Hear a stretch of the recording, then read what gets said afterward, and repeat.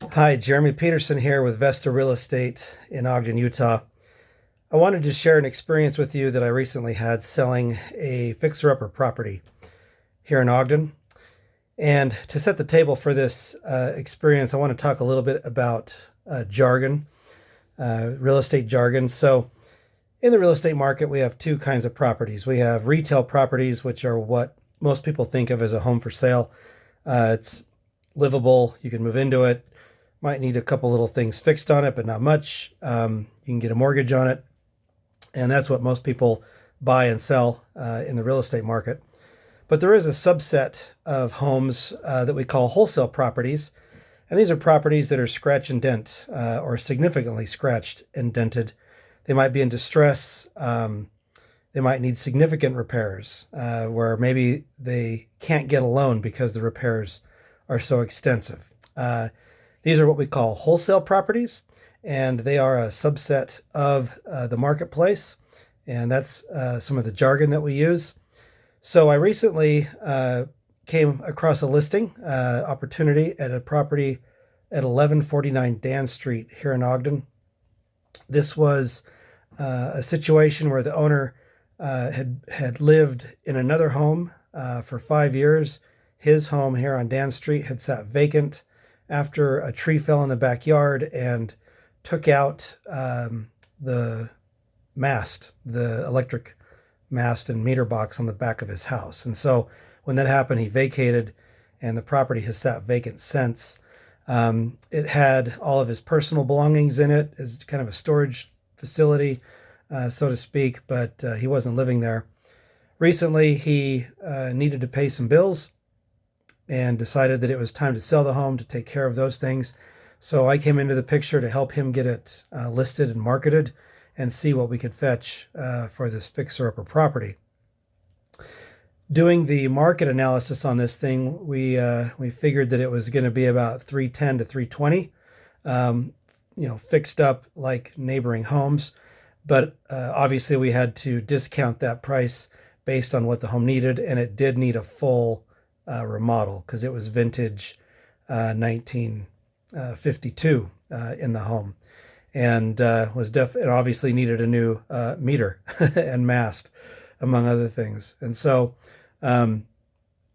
we decided to list this property at $239,900.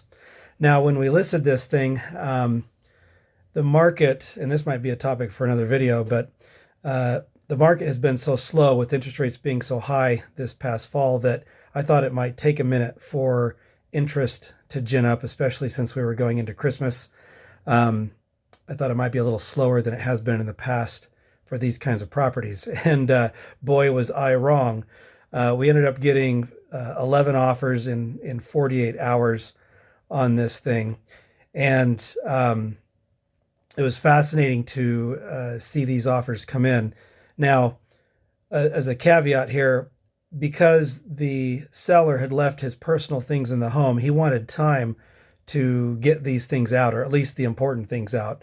He wanted some sentimental items, most of the things he was leaving. So we determined that showing the home just to the general public, without really much supervision or guidance would be a problem. And so he wanted to get those important things out first. But he also wanted to advertise the property. So we advertised it without any showings. We just said, hey, no showings, but I did put together a video, this video that you're looking at. And I linked it to the listing so agents and buyers could see it. So in that 48-hour window, we got 11 offers from agents and one unrepresented buyer, all investors wanting to buy the home. And it's interesting because you would figure that most of these offers would kind of clump into a group, and there might be a tight range with that much of an interest in it. But there's actually a broad range of offers, and I'll show you those offers here in this list. So they ranged from 240 in the high to 175 in the low. And the 175 was a buyer that actually had walked the property with me while I was there. and saw it and placed his offer that was educated based on what he saw there. But in talking to the seller, we recognized that it would be an unfair situation to not let some of these other buyers who placed offers get into the home to see it. So we set up a time after he got his belongings out. We set up a time a couple days later to get all the other buyers in. So we invited them to come take a look. And lo and behold, to my astonishment, a bunch of them didn't even bother to show up. If you look on this list of offers, a lot of them say blind, and that means they didn't even go look at the property. They just sent us a paper offer. Even given the opportunity to look at it, they chose not to.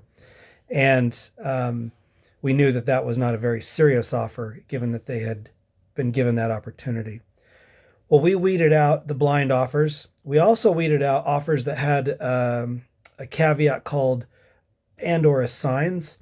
A lot of these investors would use this clause. It's basically a clause that says that the buyer can sell their contract or assign their contract that they have with the seller, that they can sell the contract to somebody else if they don't want to buy it or think they can make some money selling this contract to another buyer who wants to close on the property as a buyer. As a listing agent, I hate these clauses because it unnecessarily introduces drama to a transaction, because we're vetting the offers based on the buyer we're working with. And then if that buyer were to assign it to another buyer, we have no idea who that person is, and they may not perform. It can just get kind of messy and a little wild with that situation. Also, if an and/or assigns has enough room to sell their contract to another buyer, that means that the offer price is too low.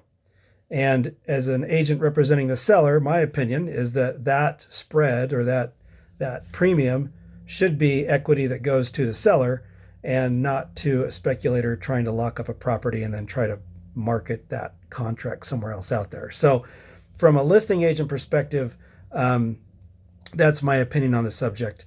I know some of my investor friends right now are throwing their shoes at the TV or their phone with me saying this, because and/or assigns is very popular in the investment community, and it has a place in the community.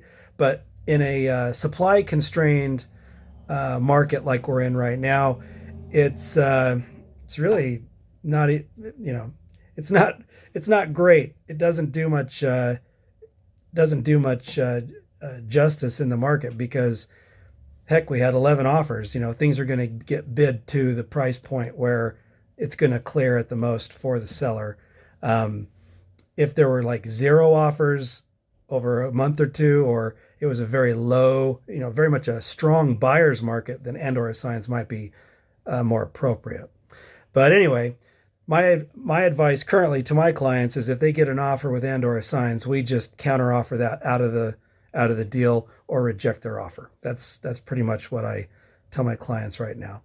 So with that being said, we ended up with 4 offers, and the top one actually had a little surprise thing in there where the guy came back to us saying, well, I need to do and/or assigns. And I was like, whoa, hey, and/or assigns, we're gonna counter that. And he says, nope, no deal. And so we tossed out that offer that was for $235 and went to the next highest, which was $218.